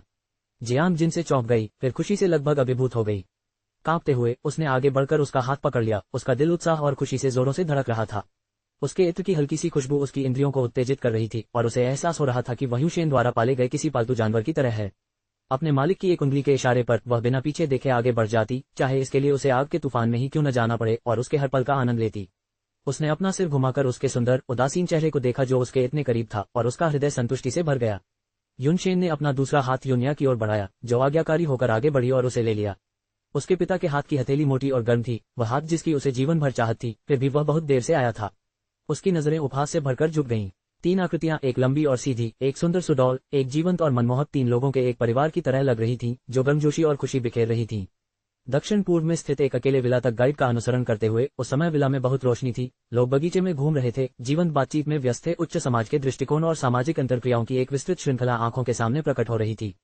युनशेन के आगमन से थोड़ी सनसनी फैल गई, क्योंकि युनशेन को कम प्रोफाइल रखने के लिए जाना जाता था, और यह पहली बार था जब वह किसी महिला साथी को भोज में लेकर आए थे, और उनके साथ वाली महिला। हर किसी की निगाहें अटकलों और गपशप से भरी थीं। जीलानी के गायब होने से कांग जिनसे के पूर्ण उत्थान का मार्ग प्रशस्त हुआ। क्या उस गौरवशाली और नेकशीर्ष सोशलाइट को आखिरकार ऐसी ही किसी महिला ने मात दी होगी? तस विडंबना, अपने पति को थामे रखना, अपनी बेटी का नेतृत्व करना, अपनी स्थिति पर पूर्ण नियंत्रण रखना, तथा अपनी संपत्ति और उन सभी उपाधियों का आनंद लेना जो कभी आपके पास थी। लेकिन फिर कौन जानता है, चाहे कांग जिनसे ने खुद को छिपाने की कितनी भी कोशिश की हो, फिर भी उसने इन सुंदर और कुलीन महिलाओं के बीच अपने आत्मविश्वास की कमी को उजागर कर दिया। वह एक जोकर की तरह असहज और घबराई हुई लग रही थी, जिसके कारण बदले में लोगों ने उसे तिरस्कार और उपहास भरी निगाहों से देखा। एक तीतर हमेशा तीतर ही रहेगा, भले ही वह फीनिक्स के घोंसले में उड़ जाए। वह अपनी नीच उत्पत्ति को नहीं बदल सकता, एक छोटे से घर की क्षुद्रता को नहीं बदल सकता, जो आसानी से ग्रेड नहीं बना सकता। उस आदमी को देखकर, यहाँ तक कि जी परिवार की सबसे बड़ी मिस, जो किसी और के लिए बहुत घमंडी थी, ने भी सूट पहने आदमी के सामने समर्पण कर दिया। वह वास्तव में पुरुषों के बीच एक अलग व्यक्ति था, विशेष रूप से उस स्पष्ट दिखने और उदासीन स्वभाव के साथ। वह आसानी से एक महिला के दिल को झकझोर सकता था। कहा जा रहा था कि जी का नाम जल्द ही यूं रखा जाएगा और युनशेन का मूल्य बिल्कुल दोगुना हो जाएगा। किसी नायक का मूल्यांकन उसके अतीत से नहीं होता। जी हुआक्सी पहले ही मर चुका था, जीलानी इतिहास बन चुका था, और यह आदमी एक नए युग की शुरुआत करने वाला था। उसे नायक कहना ही पर्याप्त नहीं होगा, उसे एक आधिपत्यवादी के रूप में जाना जाना चाहिए। ऐसा आदमी अफीम की तरह होता है, जो महिलाओं को अपनी ओर आकर्षित करता है, उन्हें अपनी लत लगा देता है, वे उसके लिए पागल हो जाती हैं। हाँ, जीलानी अब नहीं रही, और यह आदमी अब अकेला था। 2 बच्चों के बावजूद वह अब भी सबसे ज्यादा पसंद किया जाता था। और कांग जिनसे, मजाक मत करो, युनशेन ऐसी औरत को कैसे पसंद कर सकता था? वो तो बस एक खिलौना थी। कांग जिनसे इस बात से अनजान थी कि कई लोगों की नजर पहले से ही उसके बगल वाले आदमी पर थी, और उनके लिए वह कोई खतरा नहीं थी। मुझे उम्मीद नहीं थी कि राष्ट्रपति युन, जो हमेशा इतने शांत स्वभाव के रहते हैं, आज रात के भोज में शामिल होंगे। अगर मुझे पता होता तो मैं और भी सुंदर कपड़े पहनती। चांदी की बॉडीकॉन ड्रेस पहने एक आकर्षक महिला ने एक लंबा वाइन ग्लास पकड़े हुए कहा। चांदी चांदनी की तरह बह रही थी, जिससे उसका वक्ष आधा दिखाई दे रहा था, और उसकी जांघों तक ऊंची ड्रेस के नीचे एक दरार थी। जैसे जैसे वह चलती, उसकी लंबी गोरी टांगे लुका छिपी का खेल खेलती, बेहद मोहक। हल्का एक्वा आईशैडो, थोड़ा ऊपर की ओर मुड़ा हुआ आईलाइनर, और उसकी आड़ू जैसी खिली हुई आंखें तुरंत एक लोमड़ी जैसी मनमोहक और आकर्षक चमक प्रकट कर रही थीं। उसके लाल होंठ भरे हुए और चमक रहे थे, मानो स्वाद लेने के लिए बुला रहे हों। इस महिला की हर हरकत से एक कामुक सुंदरता झलकती थी, जो पानी की तरह नर्म और आकर्षक थी, फिर भी लोमड़ी की तरह मोहक थी। कांग जिनसे को तुरंत एक बड़ा खतरा महसूस हुआ। वह इस महिला को प्रतिकूल दृष्टि से देखने लगी। उसकी बांह अवचेतन रूप से युनशेन के चारों ओर कस गई। उसने इस महिला को पहचान लिया, बाई परिवार की मिस बाई। बाई परिवार कभी जियांगजू का सबसे धनी परिवार था, बाद में जी परिवार ने उसे पीछे छोड़ दिया। हाल ही में इसमें गिरावट का रुख दिखाई दिया, लेकिन भूखा ऊंट भी घोड़े से बड़ा होता है, और जियांगजू में वे जी परिवार के बाद दूसरे नंबर के धनी परिवार बने रहे। बाई परिवार के वर्तमान मुखिया बाई लुन बाई रान के भाई थे। बाई रान एक असाधारण रूप से कामुक महिला थी। उनके प्रेम प्रसंगों को उजागर करने में 3 दिन और रात लग जाते थे, फिर भी उनके पास पूंजी और आत्मविश्वास था, और अगर लोगों को नफरत भी होती तो उन्हें खून के साथ साथ अपने दांत भी निगलने पड़ते थे। ऐसा कहा जाता था कि जिस किसी पुरुष पर वह अपनी दृष्टि डालती थी वह उसकी पकड़ से बच नहीं सकता था, चाहे वह विवाहित ही क्यों न हो। अंत में वह उसे प्राप्त कर ही लेती थी। यह एक ऐसा भयावह अस्तित्व था जिससे महिलाएं भय से कांप उठती थीं। अपनी निजी जिंदगी को छोड़ दें तो बाई रान काम में भी अविश्वसनीय रूप से सक्षम थीं। ऐसी अफवाहें थीं कि बाई समूह में उनकी बहुत प्रतिष्ठा थी, उन्होंने कई बड़े सौदे हासिल किए थे और समूह की हालिया प्रगति उनके प्रयासों की बदौलत ही हुई थी। ऐसी महिला जिसके पास कौशल, रूप और स्थिति है, अगर वह वास्तव में युनशेन को पसंद करती है तो एक आम जिनसे के लिए एक पूर्ण आपदा होगी। अध्याय 18:015 श्रेष्ठ और निम्न तुरंत स्पष्ट हैं। युनशेन हल्के से मुस्कुराया। मिस बाई स्वाभाविक रूप से सुंदर हैं, ये तो पहले से ही बहुत अच्छा है। उसके चेहरे पर हल्के भाव के बावजूद उसके शब्दों में ईमानदारी का भाव था।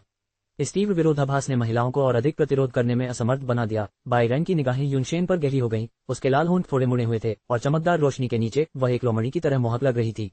वह अचानक करीब झुकी, लगभग युनशेन के होठों और नाक को छूते हुए, और धीरे से अपने लाल होठों को अलग किया। उसकी सांस ऑर्किड की तरह सुगंधित थी। क्या राष्ट्रपति युन वास्तव में ऐसा सोचते हैं? फिर मेरे और आपके बगल में इस महिला के बीच कौन अधिक सुंदर है? राष्ट्रपति युन को कोई पक्षपात नहीं करना चाहिए। उसकी आंखें काम जिनसे पर घूम गईं, उपहास चमक गया और फिर गायब हो गया। काम जिनसे इतनी गुस्से में थी कि उसका चेहरा मुड़ गया, लेकिन उसे मुस्कुराना पड़ा, इतना कि उसके चेहरे के भाव कुछ विकृत हो गए।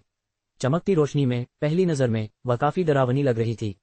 यह महिला वास्तव में घृणित थी। उसने उसके सामने ही उसके पुरुष के साथ छेड़खानी करने का साहस किया। यह उसके चेहरे पर एक स्पष्ट थप्पड़ था। सभी दर्शक ये तमाशा देख रहे थे। उसे सहना था, अपना धैर्य नहीं खोना था। काम जिनसे ने भी बहुत बारीकी से कपड़े पहने थे, एक लटकता हुआ लाल गाउन, मानो जलती हुई लपटों की तरह। एक पूर्व जिम्नास्ट होने के नाते उनकी ऊंचाई एक कमी थी जिससे वे अक्सर कम प्रभावशाली लगती थी, लेकिन उनकी पानी जैसी कोमलता उनकी सबसे बड़ी खूबी थी, जो बिस्तर पर पूरी तरह से निखर कर आती थी। सुडौल शरीर और पतली कमर के साथ वह लोगों को हान महल में फयान के तार शीर्ष नृत्य की याद दिलाती थी, शायद बिल्कुल ऐसी ही। तस्क युनशेन वाकई प्यार में खुशकिस्मत है। एक बेहतरीन सोशलाइट के साथ जाने के बाद एक कामुक हसीना ने उसे अपने पाले में कर लिया है। उसकी कमर की मरोड़ तो देखो, पर इतना ही काफी नहीं है। बाई परिवार की मिस बाई भी इस उत्साह में शामिल हो गई है। दोनों ही औरतें कामुक किस्म की थीं। काम जिनसे की हड्डियों में कामुकता कूट कूट कर भरी थी, एक बेहद कामुक एहसास दे रही थी, जिसे आप एक घातक स्त्री कहेंगे। दूसरी ओर बाई रान एक चुलबुली शालीनता से चलती थी। उसका हर मुंह और हर नखरा आकर्षण से भरा था, सचमुच आंखों के लिए एक दावत। एक नजर में ही श्रेष्ठता स्पष्ट हो गई। काम जिनसे पूरी तरह अनजान थी, उसकी उंगलियां युनशेन की बाहों को कसकर पकड़े हुए थीं। प्रत्येक सुंदरता का अपना आकर्षण होता है, उनकी चर्चा एक ही सांस में नहीं की जा सकती, युनशेन ने हल्की मुस्कान के साथ कहा। काम जिनसे का चेहरा एक पल में ही बेहद शर्मिंदा हो गया। एक ही सांस में बात क्यों नहीं की जाए? क्या इसका मतलब यह नहीं था कि वह बाई रान से बेमेल थी? वह उसकी डेट थी, फिर भी उसने ऐसे अपमानजनक शब्द कहे। क्या वह उसका जरा भी सम्मान करता था? हंसी। बाई रान की नाजुक हंसी काम जिनसे का चरम उपहास बन गई। क्या राष्ट्रपति युन को अपने बगल में बैठी सुंदरता को परेशान करने का डर नहीं है? आखिरकार महिलाएं बहुत तुच्छ हो सकती हैं। युनशेन ने अपना सिर घुमाकर काम जिनसे की ओर देखा। उसके होठों पर रहस्यमयी मुस्कान थी। क्या आप? काम जिनसे का चेहरा सख्त हो गया। फिर उसने एक सूखी हंसी निकाली। मिस बाई मजाक कर रही हैं। जिनसे अपनी जगह अच्छी तरह जानती हैं, लेकिन अंदर ही अंदर वह बाई रान से पूरी तरह नफरत करती थी। बाई रान ने हंसते हुए एक गुजरते हुए नौकर से लाल शराब का एक गिलास लिया और उसे युनशेन को दिया। राष्ट्रपति युन को मेरे साथ एक ड्रिंक साझा करने में कोई आपत्ति नहीं होगी, है ना? युनशेन ने गिलास में शराब घुमाते हुए कहा। मुझे बहुत खुशी होगी। गिलास टकराए, आंखें मिलीं। एक सुंदर पुरुष, एक सुंदर स्त्री, यदि कोई उनके बगल में लाल वस्त्र पहने विकृत चेहरे वाली महिला को नजरअंदाज कर दे तो निस्संदेह यह एक बहुत ही मनभावन दृश्य था। राष्ट्रपति यू को जी, ओह नहीं, यू पर सफलतापूर्वक कब्जा करने के लिए बधाई। मुझे उम्मीद है कि जब हम वाणिज्यिक युद्ध के मैदान में मिलेंगे तो राष्ट्रपति यू दयालु होंगे, बाई रान ने कहा। उसने एक ही बार में अपना पे पी लिया। एक शर्मीली हंसी के साथ बाई रान ने युनशेन की ओर तिरछी नजर से देखा और खाली शराब के गिलास को दो उंगलियों के बीच दबाते हुए वह शालीनता से चली गई। युनिया ने एक शानदार शो को देखते हुए अपनी उपस्थिति को न्यूनतम रखने का प्रयास किया। ऐसा लग रहा था कि बाई रान को युनशेन में काफी दिलचस्पी थी। उसकी हैसियत काम जिनसे से कहीं ज्यादा थी, जरा भी नहीं। लेकिन पिछले जन्म में युनशेन से शादी उसने क्यों नहीं की थी? उसका पुनर्जन्म हुआ था और तदनुसार कई चीजें बदलनी चाहिए। सब कुछ बस शुरुआत थी। नाटक में हर कोई किरदार था, लेकिन पूरे नाटक का निर्देशन वही करने वाली थी। सभी किरदारों का भाग्य तय करना उसका काम था। तथाकथित उच्च समाज के लोगों की भीड़ को देखते हुए उसकी आंखें सिकुड़ गईं। उसकी काली पुतलियां एक कोने में ठंडी, अजीब चमक के साथ चमक रही थी, जो दूसरों को दिखाई नहीं दे रही थी। अध्याय 19:016 सुंदरता है। क्षितिज पर सूर्यास्त का अंतिम निशान लुप्त हो गया और रात आ गई। विला के अंदर भोज अभी शुरू ही हुआ था। लोग कभी कभी युनशेन का अभिवादन करने आते थे, जिनमें से अधिकतर व्यापारिक साझेदार थे जो अक्सर मिलते थे, जिनके साथ सहयोग प्रचुर और अपरिहार्य था। युनशेन ने मेहमानों से सज्जनता और विनम्रता से बातचीत की। हालांकि वह अलग थलग सा लग रहा था, लेकिन असल में वह बहुत मिलनसार था। उसका हर वाक्य बिना किसी ठहराव के सटीक बैठता था, जिससे काम जिनसे की निराशा बढ़ती जा रही थी। मर्द तो एक बात थी, पर औरतें, क्या उन्हें लगता था कि वह अंधी है? बाईरान चली गई और उसकी जगह 1000 बाईरान आ गईं। डोंगफेंग इलेक्ट्रॉनिक्स की मिस झाओ, मंत्री पान की छोटी बहन ... उनमें से किसी को भी वह उकसाने का जोखिम नहीं उठा सकती थी। काम जिनसे ने गहरी सांस ली। वह जानती थी कि उसकी हैसियत युनशेन के लिए उपयुक्त नहीं थी। शायद इन औरतों की नज़र में वह एक मजाक थी, लेकिन तो क्या, जीलानी के अलावा वही अकेली औरत थी जो खुलकर और जायज तौर पर उसके साथ खड़ी हो सकती थी। उसे इन औरतों पर बढ़त हासिल थी। कांग जिनसे ने अपनी निगाहें नीची कर ली और विनम्रतापूर्वक युनशेन के साथ चली गई। यूनिया ने कांग जिनसे को पीछे से देखा, उसके नाखून लगभग उसकी हथेली की त्वचा में गड़ गए थे और उसने अपने होंठ मोड़ लिए। दूसरों से बातचीत करते हुए युनशेन ने अपने आसपास के वातावरण का निरीक्षण किया और उसे चिंता होने लगी। मंत्री यान का 2 साल पहले जियांगजोउ तबादला हो गया था और वे बहुत ही कम चर्चा में रहते थे, लेकिन उनके पद की बहुत मांग थी और उन्होंने उन 2 सालों में काफी सफलता हासिल की थी। यह 8 शब्दों वाली उस कहावत के बिल्कुल अनुरूप लग रहा था, काम ऊंची आवाज में करो, जिंदगी नीची आवाज में जियो, जिसने उन्हें और भी रहस्यमय बना दिया था। पिछले 2 सालों में उन्होंने और उनकी पत्नी ने किसी भी सामाजिक समारोह में भाग नहीं लिया था और न ही सार्वजनिक रूप से दिखाई दिए थे। ये पहली बार था जब उन्होंने इतने बड़े आयोजन की मेजबानी की थी। जियांगजोउ के सभी प्रमुख राजनीतिक और व्यावसायिक हस्तियों, जिनमें प्राथमिक और माध्यमिक दोनों तरह के नेता शामिल थे, की उपस्थिति में उनकी नजर मेयरसू पर पड़ी, जो सचिव जोउ से बातचीत कर रही थी। यह आयोजन उनकी पत्नी के लिए जन्मदिन की पार्टी से अधिक मंत्री यान के जियांगजोउ के सत्ता केंद्र में औपचारिक प्रवेश का पूर्वाभास था। उसने शांत और आज्ञाकारी यूनिया की ओर देखा, उसकी आंखें थोड़ी सिकुड़ गईं। यूनिया को अपने सिर के ऊपर किसी षड्यंत्रकारी निगाह का एहसास कैसे नहीं हुआ। उसकी झुकी हुई आंखों की गहराई में उपहास की एक झलक उभरी। मेरे मूल्य का दोहन करने के लिए कीमत चुकानी पड़ती है। ऊपर मास्टर बेडरूम में ड्रेसिंग मिरर के सामने एक सफेद वस्त्रधारी व्यक्ति खड़ा था। ऑफ शोल्डर सफेद गाउन ने उसके दाएं कंधे को खुला छोड़ दिया था। कोमल और चमकदार त्वचा उसके बाएं कंधे पर लगे आकर्षक रेशमी फूल के साथ बिल्कुल विपरीत थी। उसके पीछे लटकते हुए रिबन शान से लहरा रहे थे। उसके बाल ऊपर थे, मोतियों की एक हेयरपिन से सजी उसकी पतली गोरी गर्दन को उभार रही थी, जिससे एक शांत सुंदरता और लाजवाब लावण्य झलक रहा था। अपनी बाईं कलाई पर उसने सफेद जेड ब्रेसलेट पहना हुआ था, जिसकी सफेदी उसकी गोरी त्वचा के साथ मिल रही थी, तथा उसके भीतर एक और रंग की झलक थी जो अत्यंत सुंदर और मनमोहक था। आईने में दिख रही सुंदरी ने अपने होठों को सिकोड़कर मुस्कुरा दिया और पल भर में दुनिया जगमगा उठी। चांदनी खिड़की से अंदर आने के लिए दौड़ी, मानो उस औरत के पहनावे पर अपनी छाप छोड़ने को बेताब हो। एक साया चुपचाप आया और उस स्त्री को पीछे से गले लगा लिया। उसके हाथ उसकी कमर को पकड़े हुए थे। वह अपने प्रतिबिंब को देख रहा था और मुस्कुराया। वहां एक सौंदर्य है जो देखने में अविस्मरणीय है, उसकी उपस्थिति के बिना एक दिन भी लालसा से पागल हो जाता है। जूंग जियुए ने आंखें घुमाई, उसकी शान में कोई कमी नहीं दिखी। क्या ये घटिया बात नहीं है? मुझे याद है कि तुमने प्राथमिक और माध्यमिक विद्यालय में कभी चीनी भाषा की परीक्षा पास नहीं की थी, फिर भी अब तुम झटपट कविता सुना सकते हो। इसके लिए तुम्हारी तारीफ करूं या डांटूं? आईने में दिख रहा वह आदमी अपनी तीखी भौं और तारों भरी आंखों के साथ सुंदर और मनमोहक लग रहा था। उसकी आड़ू जैसी आंखें, खासकर दिलकश, एक चुलबुले इंसान की निशानी मानी जाती थीं। हालांकि इस आदमी की आंखों में अदम्य कोमलता थी। बस उन आंखों को देखने से ही किसी का दिल बेकाबू होकर धड़कने लगता था। जूंग जियू का दिल जोरों से धड़क रहा था। उनकी शादी को कितना समय हो गया था, फिर भी वह अब भी समय समय पर इस आदमी से उत्तेजित हो जाती थी। वह कितना मनमोहक प्राणी था। बेशक तुम्हें मेरी तारीफ करनी चाहिए। तुम्हारी क्लास में होने के लिए मुझे जी जान से पढ़ाई करनी पड़ी, उन प्राचीन ग्रंथों का पाठ करना पड़ा, जब तक कि मुझे उल्टी न आ जाए। लेकिन जब मेरी पत्नी के नंबर इतने अच्छे हों तो मैं क्या करूं? तुम्हारे साथ बने रहने के लिए मेरे पास पूरी ताकत से तुम्हारा पीछा करने के अलावा कोई चारा नहीं था। उसकी चुंबकीय आवाज जोश और कोमलता से भरी थी। जूंग शियुए ने अपने बेतहाशा धड़कते दिल को काबू में रखने की कोशिश करते हुए उसे घूरा। परीक्षा में नकल करते पकड़े जाने और दादाजी यान द्वारा लगभग पैर तोड़ दिए जाने के बाद भी तुम्हें ऐसा कहने की हिम्मत कैसे हुई? मैं तुम्हारे बचपन में की गई मूर्खतापूर्ण हरकतों का हिसाब किताब करने के लिए बहुत आलसी हूं। अगर हमारे दोनों बेटों को पता चल गया तो उनके मन में तुम्हारी उज्ज्वल और बहादुर छवि पूरी तरह से नष्ट हो जाएगी। यान नानमो की पतली उंगलियां उसके शरीर पर टिकी रहीं, उसके दांत उसकी गर्दन को धीरे से कुतर रहे थे। अपनी बाहों में शरीर के कांपने को महसूस करते हुए वह धीरे से हंसा। उसकी उंगलियां उसके कपड़ों के कंधे की सिलाई के माध्यम से घूम रही थीं। मत करो, जुआंग शियुए ने धीरे से कराहते हुए उसके शरारती हाथ को पकड़ने के लिए आगे बढ़ते हुए धीमी भारी आवाज में कहा, भोज शुरू होने वाला है, इधर उधर मत टटोलना। उसके गाल लाल हो गए थे, उसकी आंखें वासना से धुंधली हो गई थी। उसे पता नहीं था कि इस समय वह कितनी आकर्षक लग रही थी।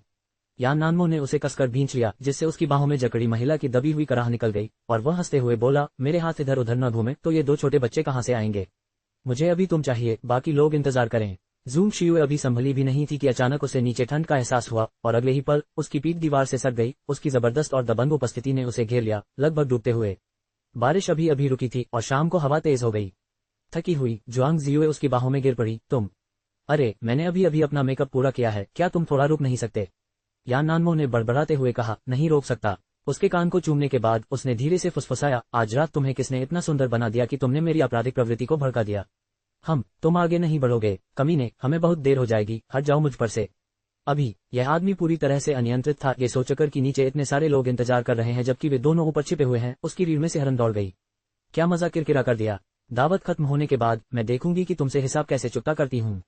हालांकि उसके इन शब्दों के बावजूद यान नानमो ने उसे कसकर पकड़ रखा था और जाने नहीं दिया। जूंग शियुए के पास कहने को शब्द नहीं थे। वह आदमी बहुत लंबा था, उसके सामने दीवार की तरह खड़ा था, चाहे वह कितनी भी जोर लगाए हिलता नहीं था।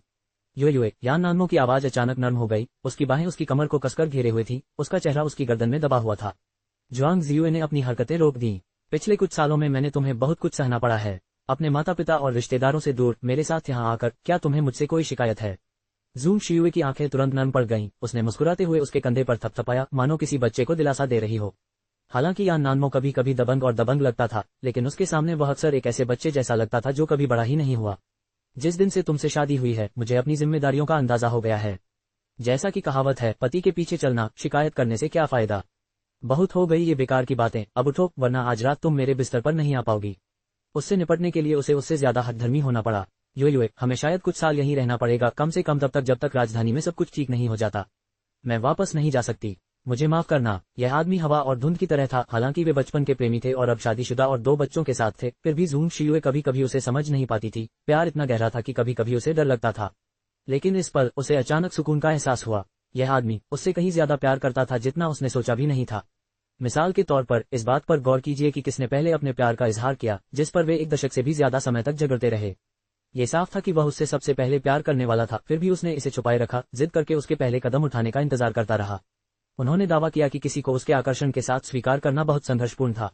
परिणाम स्वरूप जुआंग शियुए को कई वर्षों तक इस बात का अफसोस रहा कि उसने उसे पाने के लिए पर्याप्त प्रयास नहीं किया। फिर भी धैर्य खोने और अनिवार्य रूप से उसके जाल में फंसने के लिए उसे कौन दोषी ठहरा सकता है? आप और बच्चे जहां भी हों, वही घर है, उसने धीरे से कहा और संतुष्ट होकर उसके आलिंगन में झुक गई।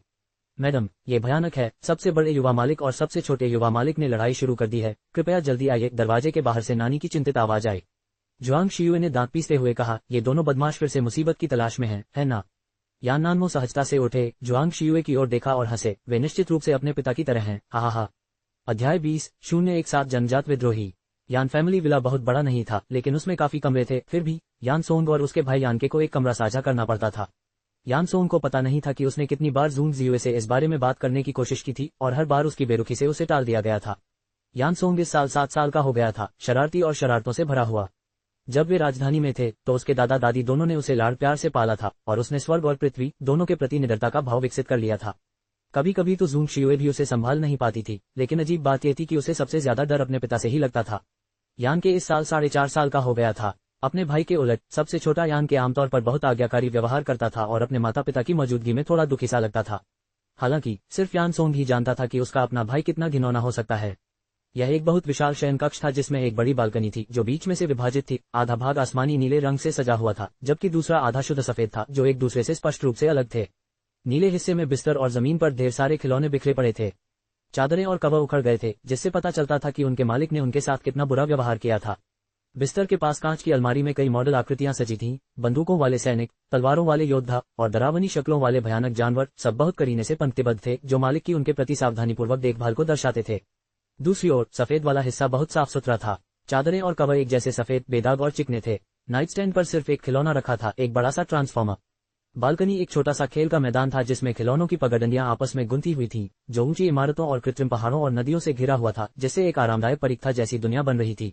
इस समय बालकनी में 2 छोटे लड़के आपस में कुश्ती लड़ रहे थे, एक पतला और लंबा, दूसरा नाटा और गोल मटोल। लंबा लड़का बढ़त बनाए हुए छोटे लड़के के ऊपर बैठा हुआ, अपना कॉलर पकड़े हुए, गर्व से सिर ऊंचा किए हुए और उसके नाजुक गोरे चेहरे पर घृणा के भाव।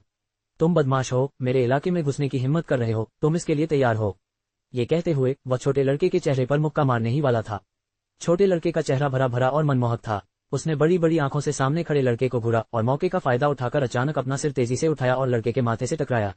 लंबा लड़का दर्द से चीखा और नीचे बैठे लड़के ने उसे धक्का दे दिया, फिर मुड़कर दरवाजे की तरफ भागा। दुबले पतले लंबे लड़के ने अपना माथा रगड़ा, उसे कुछ चक्कर आ रहा था, और जब उसने उस छोटे बच्चे को भागते हुए देखा तो उसने कड़वाहट से सोचा, कितना चालाक बच्चा है, मैं इसे याद रखूंगा और देखूंगा कि बाद में मैं तुम्हारे साथ कैसे पेश आता हूँ। तभी बाहर से दरवाजा खोला गया और इससे पहले कि जुआंग शियुए अंदर कदम रख पाती, उसे एक कोमल आलिंगन ने घेर लिया। यानके ने उसके पैरों को गले लगा लिया, सिसकते हुए उसका छोटा शरीर कांप रहा था, मानो वह डर गया हो। वो मम्मी, भाई मुझे मारने वाला है, बहुत दर्द हो रहा है, हु। उसकी करुण आवाज ने जुआंग जियू के दिल को तुरंत नरम कर दिया। वह घुटनों के बल बैठकर यानके को गले लगाती है, उसके आंसू पोंछती है और कोमल स्वर में मनाती है, गे रो मत, मम्मी तुम्हारे भाई को तुम्हारे लिए अनुशासन सिखाएंगी, ठीक है? यानके, उसकी सिसकियां कम हो रही थीं और उसके गोलमटोल गाल लाल हो रहे थे, वह प्यारा और दयनीय लग रहा था। जूंग शियुए ने उसके माथे पर एक लाल निशान देखा जो सूजा हुआ लग रहा था और वह गुस्से से भर गई। वह उठी और यानसोंग की ओर बढ़ी। तुम छोटे बदमाश, क्या तुम पिटाई के लिए तड़प रहे हो? वह तुम्हारा भाई है, क्या तुम मुझे थोड़ी शांति नहीं दे सकते? अपने भाई से माफी मांगो, जुआंग जियुए ने कठोर चेहरे के साथ कहा। यानसोंग अपनी बात पर अड़ा रहा। 7 साल की उम्र में ही वह काफी लंबा हो गया था। दुबले हाथ पैर उसे जवानी का एहसास दे रहे थे। काले सूट में वह स्मार्ट लग रहा था, खासकर अपने गोरे रंग के साथ, जिससे उसके नाजुक चेहरे मोहरे अविश्वसनीय रूप से खूबसूरत लग रहे थे, मानो एक नजर में ही कोई उसे कोई प्यारी बच्ची समझ ले। उसकी आंखें बिल्कुल यान नानमो की तरह आड़ू के फूलों जैसी थीं। हालांकि उसकी आंखें लंबी और पूंछ के पास संकरी थीं, जिससे एक ठंडा और जिद्दी भाव उभर रहा था, मानो पतझड़ के चांद या बर्फीली चोटियों की तरह अगम्य, और उनमें जरा भी गर्मजोशी नहीं थी।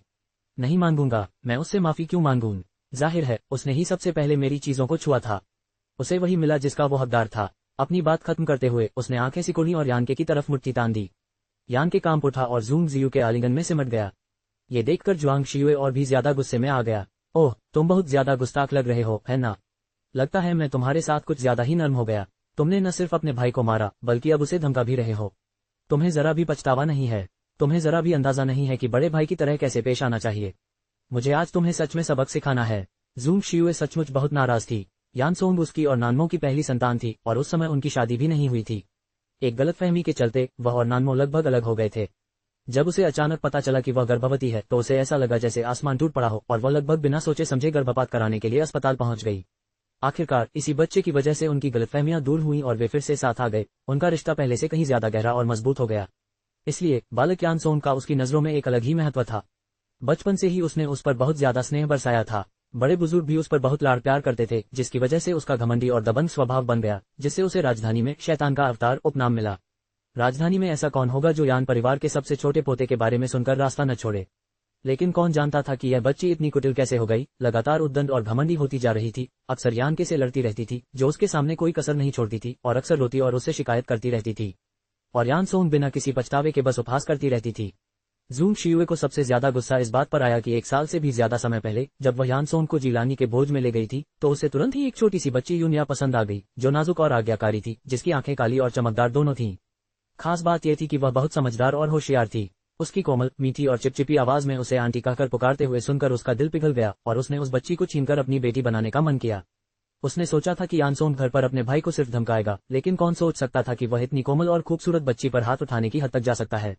जब उसने दोनों बच्चों को एक साथ बैठे देखा, एकदम सही जोड़ी लग रही थी, तो उसके मन में एक विचार आया जो धीरे धीरे आकार लेने लगा। लेकिन इससे पहले कि वह पूरी तरह से सोच पाती, विपत्ति आ पड़ी। किसी को नहीं पता था कि दोनों में झगड़ा कैसे हुआ, लेकिन आखिरकार लड़ाई हो ही गई, और यूंगा के दुबले पतले शरीर के बावजूद वह काफी ताकतवर और उग्र थी। उसने यानसोंग के कंधे पर काट लिया, और यानसोंग ने खाने के कांटे से उसकी छाती पर वार कर दिया। दोनों बच्चों में से कोई भी जरा भी पीछे नहीं हटा। माहौल की उग्रता और तीखापन चौंकाने वाला था। उसे समझ नहीं आ रहा था कि उसके बेटे में इतनी दुष्टता कहां से आ गई कि वह एक छोटी बच्ची के साथ इतना क्रूर व्यवहार कर रहा था। बाद में उसे पता चला कि ऐसा इसलिए हुआ था क्योंकि उसके बेटे ने दूसरी लड़की के भाई का अपमान किया था, उसे अपाहिज बेवकूफ कहा था, जिससे यूनिया को गुस्सा आ गया था। बाद में उसने पहली बार यानसोंग को मारा, फिर भी वह छोटा लड़का उसे घूरता रहा। मैं गलत नहीं हूँ, उसने कहा। उसका भाई सचमुच बहरा गूंगा और बेवकूफ है। ये सच है, क्या मैंने कुछ गलत कहा? उस समय जूंग जियुए अपने बेटे का घृणित चेहरा देखकर उसका गला घोंटना चाहती थी। ओह दुर्भाग्य, उसने ऐसे कमीने को कैसे जन्म दिया। बाद में वह यानसोंग को जबरदस्ती यूनिया से माफी मांगने ले गई, जो काफी खून बहने के बाद भी सौभाग्य से समय रहते बचा लिया गया था और किसी भी खतरे में नहीं था। वह 1 महीने तक अस्पताल में रही, और ठीक होने के बाद भी उसके कंधे पर एक भयानक निशान रह गया जो उसे हमेशा अपने बेटे की क्रूरता की याद दिलाता रहता था।